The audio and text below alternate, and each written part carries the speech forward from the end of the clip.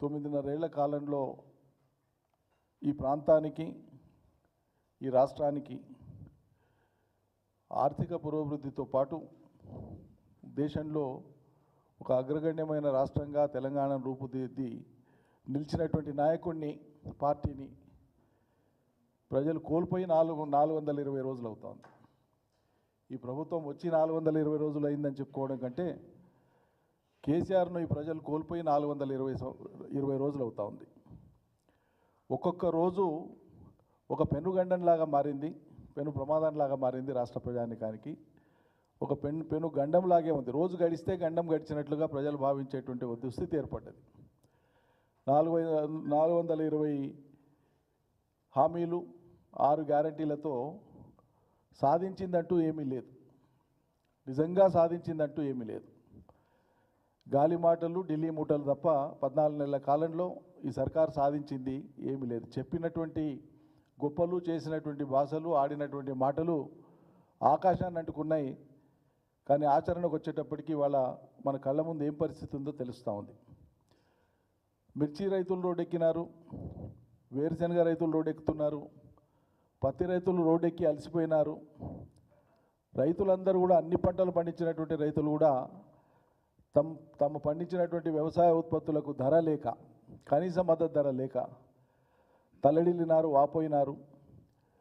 రైతులకు మీరు ఆశ చూపించినటువంటి ఈ సర్కారు లేదా ఈ పార్టీ అధికారంలోకి వచ్చే ముందు ఆశ చూపించినటువంటి ఏ ఒక్కటి అమలు కాక, సమగ్రంగా రుణమాఫీ అమలు కాక, సకాలంలో కాక, సగం సగమే అయ్యి, రైతు బంధు అసలే అమలు కాక, బోనస్ పేరు మీద చేసినటువంటి పెద్ద దగా మోసం, వెరసి రైతాంగం కనీసం నిర్దిష్ట వేళలకు కరెంటు నీళ్లు కూడా రానటువంటి నీటి యాజమాన్యం, కరెంటు యాజమాన్యం కూడా సక్రమంగా నిర్వహించలేనటువంటి దుస్థితిలో ఒక ధైర్యాన్ని కోల్పోయి, విశ్వాసాన్ని కోల్పోయి, నమ్మకాన్ని కోల్పోయి కకావికలమవుతున్నారు రైతులు. నిరాశ నిస్పృహలకు గురవుతున్నారు. ఇదేదో విపక్ష పార్టీలు లేకుంటే ప్రతిపక్ష పార్టీగా మేము కాంగ్రెస్ వ్యతిరేకులో మాట్లాడేటువంటి మాట కాదు. కొన్ని నెలలుగా మీడియాలో వచ్చినటువంటి దిగువ శ్రేణిలో ఉండేటువంటి నాయకులు, కార్యకర్తలు మాట్లాడుతూ ఉన్నారు. జనం మా పై పగలగొట్టేటట్లున్నారు, ఇక మీరు ఇచ్చినటువంటి తప్పుడు హామీలకు మేము ఏం చేయలేకపోతున్నామని చెప్పి వాపోతున్నారు, ధర్నాలు చేస్తున్నారు. అవన్నీ సోషల్ మీడియాలో వస్తున్నాయి. ఇవన్నీ ఎవరో కల్పితమో కాదు, ఎవరో ప్రేరేపించి చేసినవో కాదు, కళ్ళ ముందు ఉండేటువంటివే. ఎన్నడైనా గతంలో 9.5 ఏళ్ల కాలంలో ఏ పంటకైనా కనీస మద్దతు ధర రానటువంటి పరిస్థితి రైతాంగం చూసిండ్రా? ఇలా అదే గుర్తు చేసుకుంటున్నారు రైతులు ప్రతిరోజు.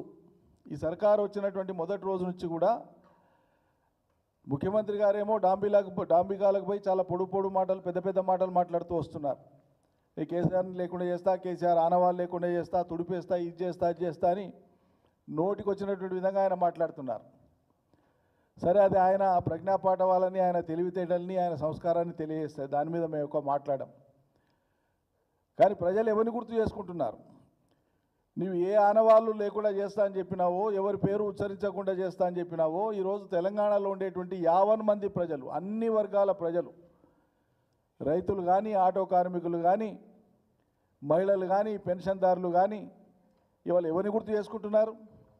కేసీఆర్ కిట్ వచ్చేవాళ్ళు కానీ, కళ్యాణ లక్ష్మి వచ్చేటువంటి వాళ్ళు కానీ ఇవాళ గుర్తు చేసుకుంటున్నటువంటిది ఎవరిని?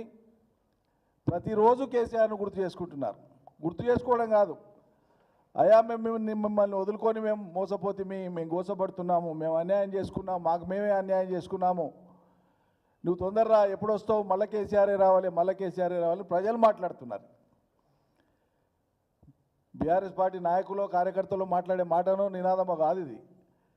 నిత్యం కేసీఆర్ను గుర్తు చేసుకుంటున్నటువంటిది ఎవరు అంటే కోల్పోయినటువంటి తెలంగాణ ప్రజలు గుర్తు చేసుకుంటున్నారు. ఇది కాంగ్రెస్ పార్టీ జీర్ణం చేసుకోలేకుండా ఉన్నది, దీన్ని గ్రహించలేకుండా ఉన్నది, మూర్ఖంగా పోతున్నది. అన్ని పంటలు, ఏ ఒక్క పంటకు కూడా ఈ ప్రభుత్వం కనీసం మద్దతు ధర వచ్చే ప్రయత్నం చేయలేదు. అదే తేడా విడమరి చెప్తున్న రాష్ట్ర రైతాంగం కూడా అర్థం చేసుకున్నారు ఇప్పటికే.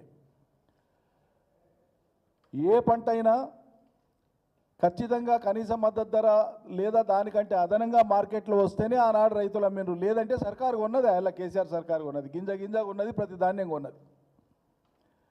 మార్కెట్లో ఓపెన్ మార్కెట్లో కేంద్ర ప్రభుత్వం ఏటేటా ప్రకటించేటువంటి కనీస మద్దతు ధర ఒకవేళ రైతుకు రాకపోతే ఏ మార్కెట్లోనైనా తక్షణమే కొనుగోలు కేంద్రాలు పెట్టించేవాళ్ళం మేము.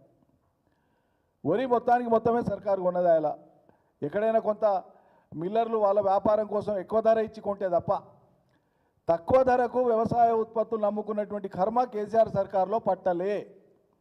ఇలా ప్రతి వ్యవసాయ ఉత్పత్తిని కూడా తక్కువ ధరకే బోర్ల పోసుకునేటువంటి ఒక దుస్థితి తెలంగాణ రైతాంగానికి వచ్చింది. వేరుశెనగ రైతులు వేరుశెనగ యాసంగిలో తెలంగాణ రాష్ట్రంలో 4 నుంచి 4 లక్షల ఎకరాలు వేస్తుంది. ఈసారి అది కొంత తగ్గింది. తగ్గిన ఉత్పత్తి కూడా ఈరోజు మార్కెట్లో 8,000 పైచీలకు ఉండాల్సినటువంటి ధర ఇలా 2,000, 3,000, 4,000 రూపాయల లోపే అమ్మి మొత్తం దళారులు కొంపలు తోసేస్తున్నారు రైతులు. సిగ్గు అనిపిస్తలేదు అసలు కాంగ్రెస్ ప్రభుత్వానికి కొద్దిగన్నా? కనీస మద్దతు ధర కంటే సగానికి సగం పడిపోయి ఇలా రైతులు అమ్ముకోవాల్సినటువంటి ఒక అనివార్య పరిస్థితి ఏర్పడితే ప్రభుత్వం ఇంటర్వ్యూన్ కాదా? ప్రభుత్వం యొక్క ఇంటర్వెన్షన్ ఎప్పుడు ఉంటుంది? మరి దేనికి ఉంటుంది? పత్తి ధర రాకపోతే 5,000, 6,000కే అమ్ముకుండ్రి. 7,521 రూపాయలు రావాల్సినటువంటి పత్తి రాకపోతే మొత్తానికి మొత్తం 90% పత్తి అయిపోయినాక చాలా చల్లగా పోయి కొనుగోలు కేంద్రాలు తెరిస్తారు. ఆఖరిలో అన్ని ఓట్లకని చెప్పి సన్న ఓట్లకే అని చెప్పి ఆ సన్న ఓట్లలో కూడా 5% కూడా బోనస్ ఇవ్వాలి, మీరు 5% కూడా బోనస్ ఇవ్వాలి. ఈ రకమైనటువంటి దయనీయ పరిస్థితులలోనే రాష్ట్ర రైతాంగము రుణమాఫీ కాక, రైతు బంధు రాక, పండిన పంట అమ్మితేనంటే ధర రాక, కనీస మద్దతు ధర రాక నిస్పృహకు నిరాశకు గురై పాపం బలవన్మరణాలు చేసుకున్నారు. చాలా దురదృష్టకరం. ఈ మరణము లేదా సొంతంగా ఆత్మహత్య చేసుకునే నిర్ణయం తీసుకోవడము ఇది ఎంత మాత్రము ఆమోదయోగ్యం కాదు. ఎవరు దానికి పాల్పడవద్దు. ధైర్యంగా ఉందామని చెప్పి